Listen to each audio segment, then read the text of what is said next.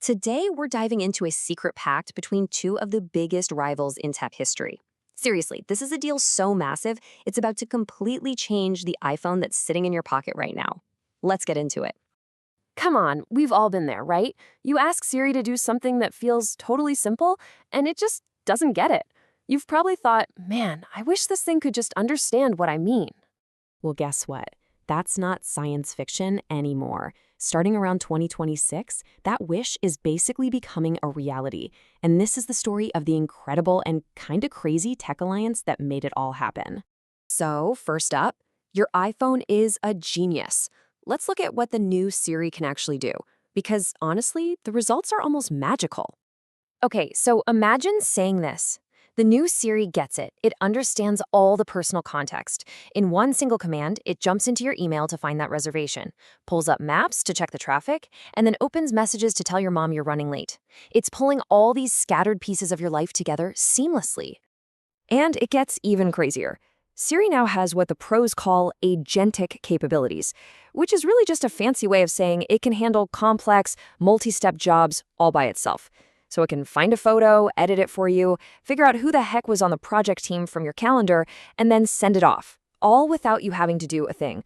So the billion-dollar question is, how on earth did Siri get so smart so fast? And here's where the story gets really good. This new brainpower, it's not all Apple.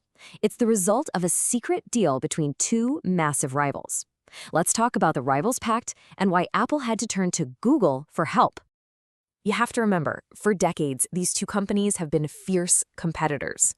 Apple, they're the masters of beautiful hardware and that slick user experience. And Google, they're the undisputed champs of AI and handling just unbelievable amounts of data. This is what makes them getting together so unexpected and so powerful.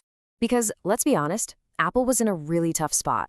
They were dealing with a massive AI deficit. Siri's old code was basically obsolete. Their own tests were showing a 33% error rate. That's terrible. And their famous privacy policies, while great for us, meant they didn't have enough data to train a top-tier AI. Key people were leaving, and their own project, codenamed Ferret, was years behind. So yeah, Apple's back was against the wall. To keep up, they needed the absolute best AI brain out there, and they needed it, like, yesterday. So what did it cost to team up with their biggest competitor?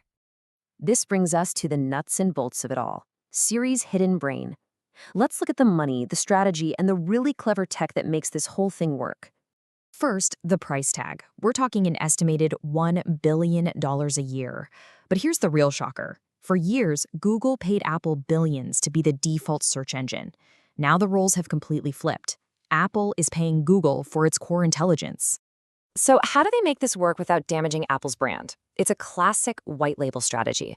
The best analogy is this. It's like your favorite chef serves you this incredible meal, but the secret recipe actually comes from their biggest rival across town. You, the customer, only ever see the chef's name. Here, Google's Gemini AI is that secret recipe, but all you ever see is Siri. But what about privacy? Well, they built this brilliant 3-layer system.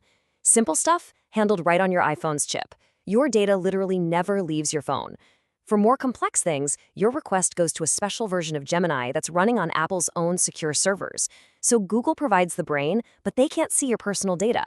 So think of it like this. Siri has a small local brain for your private stuff, and it only calls an outside super expert when it needs to, without ever revealing who you are. So what does a powerhouse alliance like this mean for everybody else in tech? Yeah, a deal this huge doesn't happen in a bubble. It sets off a massive tech domino effect, with huge consequences for the rest of the industry. Check this out. This deal basically creates a new pecking order right on your iPhone. Siri, now powered by Gemini, becomes the system controller with total access to all your stuff. And that pushes competitors like ChatGPT into the role of an optional creative consultant. You can call on it if you want, but it's no longer the main event. And that sends shockwaves everywhere. OpenAI goes from being a potential game-changing partner for Apple to just another app. Samsung, who also uses Gemini for its Galaxy AI, just lost its biggest selling point against the iPhone. And the entire web starts to change as we stop searching for links and start just getting direct answers. This is a huge shift. We're moving away from SEO, search engine optimization, to something new, AEO, or answer engine optimization. The goal isn't to get a click anymore. the goal is to be the trusted source the AI uses for its answer. We're heading straight for a zero-click internet. But is this powerful new alliance actually built to last? And that brings us to the final, fascinating part of this story, because this incredible partnership might just be a deal with a deadline. It's standing on some really shaky ground, thanks to regulators and Apple's own secret plans. See, regulators on both sides of the Atlantic are watching this very closely. In the US, the Department of Justice is worried this looks a lot like another monopoly deal. And over in the EU, new laws could actually force Apple to give you a choice screen, letting you pick your default AI. That would completely shatter Apple's perfect, seamless experience. And this timeline really reveals Apple's endgame. For them, this is a marriage of convenience. This deal buys them a few precious years to play catch-up. By 2029, their own Ferret AI is expected to be ready to go, giving them the power to kick Gemini to the curb and finally achieve total AI independence. So, when you boil it all down, the takeaway is pretty clear. In the short term, we win. We, the consumers, finally get the super smart assistant we've always been promised. But the potential long-term losers? The open internet, and any smaller AI company that has to compete against this new giant. Which leaves us with one last big question to chew on. We finally got the amazing digital assistant we've always wanted. But at what cost? Did we just put way too much power into the hands of only 2 companies to make it happen?